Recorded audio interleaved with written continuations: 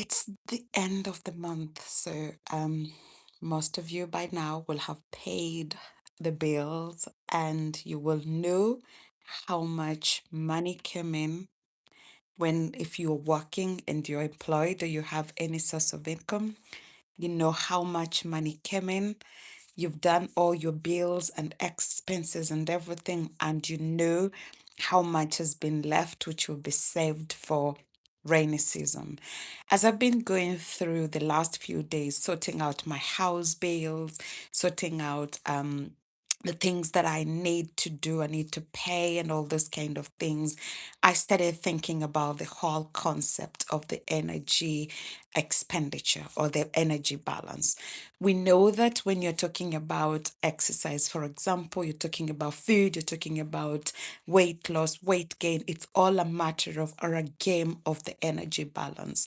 So let me go back to the illustration that I heard with my bills and things like that. So when I get paid, that's like, for example, when you eat your food, when everything comes in, you have your net energy, you have the food that you've eaten gets broken down into different aspects, and of course, the nutrients that you eat gets broken down into energy because and then gives you those calories and the things that you need, the energy that you need for your daily to day living, right? So when you have all this energy that you store, for example, so you earn your salary or you get your money and then you decide, I don't have any bills to use. So what I'm going to do is this money that I have, I'm just going to save the money so that I can use it for another time. That's how our bodies usually save the energy and conserve the energy. And once they conserve the energy, this can be used later on. And of course, if you're eating things like simple carbohydrates, lots of carbohydrates, for example, what happens is that carbohydrates are just sugars. And because you have the sugar, as you're eating that sugar, your body will basically consume what it needs. First of all, it will break that sugar, if it's a complex sugar, into simpler sugars. So you have the glucose, which will be divided, some further processed into glycogen, and then that glycogen will be stored. So that will be something or energy that will be stored within your body and will be needed for later. If later happens, or then in the end, you're going to be using that energy, it's going to be useful. And at the end of the day, it can be used for other stuff, purposes in the body. But there can be a possibility that later never happens. And that means that you've stored this energy for a long period of time, but you never end up using it. And because you never end up using this energy, that's what ends up being stored. And where the problem is, I'm talking about the energy balance. So you have energy that comes in. This energy is obtained from the food that you eat. And so what happens? You break it down. If you're eating carbohydrates, you hear my dot in the background. If you're eating carbohydrates, they will be broken down into sugars, the simple sugars, because your body needs simple sugars to be able to be absorbed. So that's going to be glucose, and that glucose gets stored into, they are converted into glycogen through simple glycolysis process or the energy cycle. And of course, at the end of the day, that glucose will definitely be used at some point in your body if you're going to be using it. So right, you have your energy that comes in, and then that energy can be used later on or can be used immediately. And I can see some of you live with me. Thank you so much for joining. Whereas in some cases, you can actually have that energy as you're consuming your food. What you've just eaten is like now lunchtime in the UK. You've eaten your curry, you've eaten your potatoes, whatever that you had for lunch. So that can be, if you have protein in there, what happens is that the protein will have different peptides, different amino acids. So of course, those amino acids, they're the primary building blocks that come together. In nature, we have 20 amino acids. Those 20 amino acids will connect themselves together through something called peptide bonds, and those bonds will help you to have a structure of a protein. But when you're eating your food, of course, your body will not understand all these different peptides and things like that. So it needs to be broken down into smaller fragments, and those smaller fragments will go back into maybe small peptides, or it could be sometimes amino acids that will be absorbed within the body. If you're having fat as well, fat will go through different processes and will be broken differently. So if you have fat and you have your energy, you have your fat, you have your protein, you have your carbohydrate that you ate, for example, for lunch, and you haven't done any exercise, you haven't been out for a walk, you haven't done anything in terms of the energy balance, at that moment, your body will use what normally it uses for its development, growth, and keeping you alive. That's called the basal metabolic rate. So it's going to keep you alive and it's going to subtract what you need for your day to day living. And then after that, the rest of it, you hear my daughter, the rest of it is going to be stored. That's where there can be a problem. So, because energy in, when you're having energy in and you're storing more than you're using, that's where problems begin. Because once you have more in and you're storing more than you need, obviously that's going to be converted into some form of things like fat, etc. And that will be stored. And that's where you start to have, you start to gain weight. On the flip side, you can actually end up not eating too much or you exercise. So, what your body demands tends to be more than what you're giving it. And that means you are in a negative energy balance. And if you're in a negative energy balance, that actually will help your body. For example, if you are already lean, you help your body to basically, well, you may lose some more weight, but if you're already wanting to lose more weight, you need to be in that negative energy balance. And that negative energy balance is where you are going to allow your body, for example, to start scavenging around to think, Claire, we are starving. We need something that will keep us alive. We need something that will keep us going and things like that. And as a result of that, it will start to look for those stored energy reserves. And that's going to be broken down and that's going to be used for your body. So going back into the analogy of it's end of the month, so you have your salary, the money that comes in, and you decide to start using those money, spending the money to be able to use it for different purposes.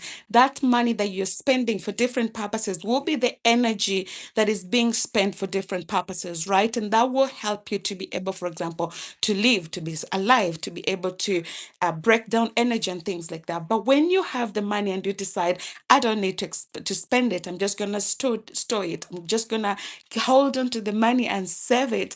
One day you'll get to a point where your body will need that, you'll need that money, right? You'll need to spend that money.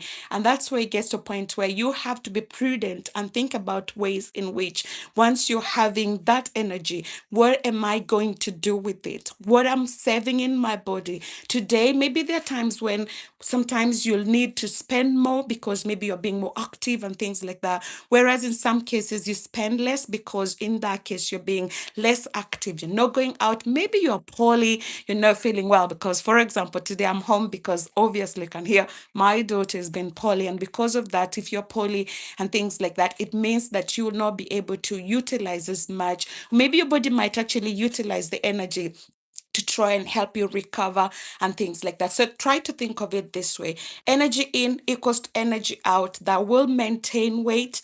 Energy in more than energy out will actually help you to be able to gain weight. Whereas energy in less, sorry, wait, I have to redo that. Energy in balanced is gonna make you balance your weight.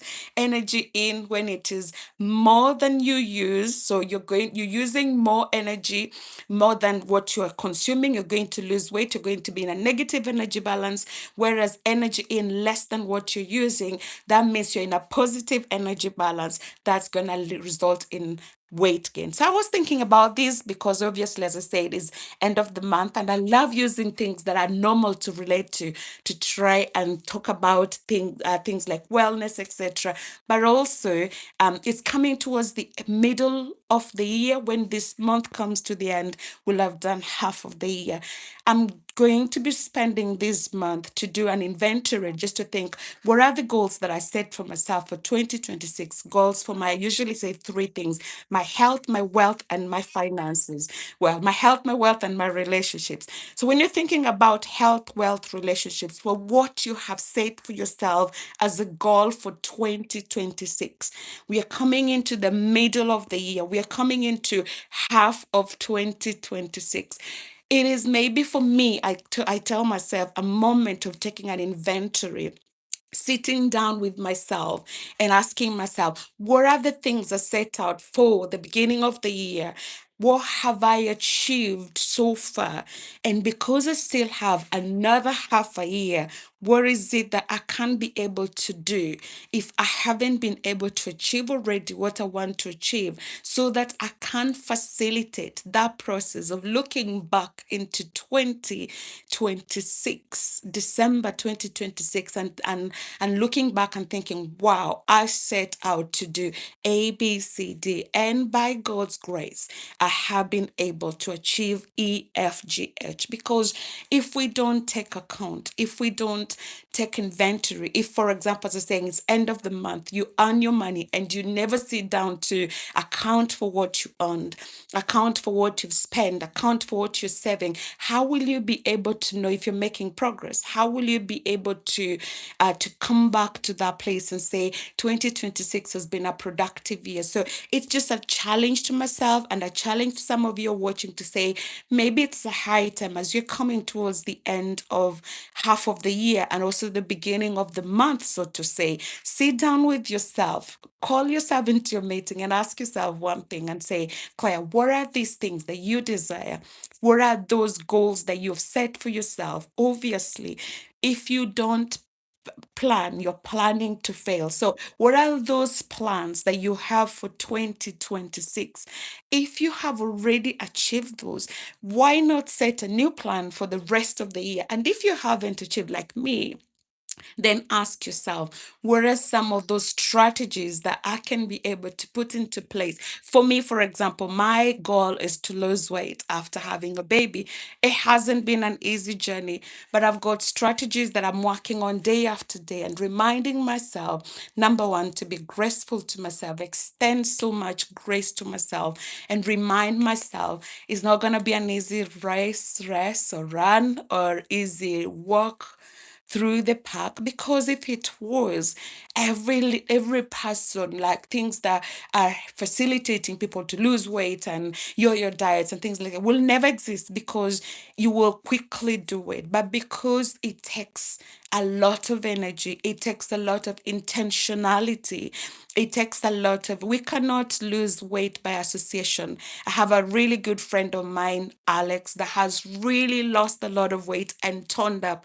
I wish I could, by associating with him, I will actually lose my weight. But it doesn't happen by osmosis. It doesn't happen by association. It happens by being intentional, looking for strategies. What can I do that can help me to be able to achieve what I want to achieve? So, as I said, I usually do this for myself because I know one day there will be a rainy day that I'll need to go back to this and listen to this to encourage myself, especially when the going gets tougher, to remind myself of the goal, to remind myself to reevaluate and to put those mechanisms in place that I can be able to say, look how far you have come.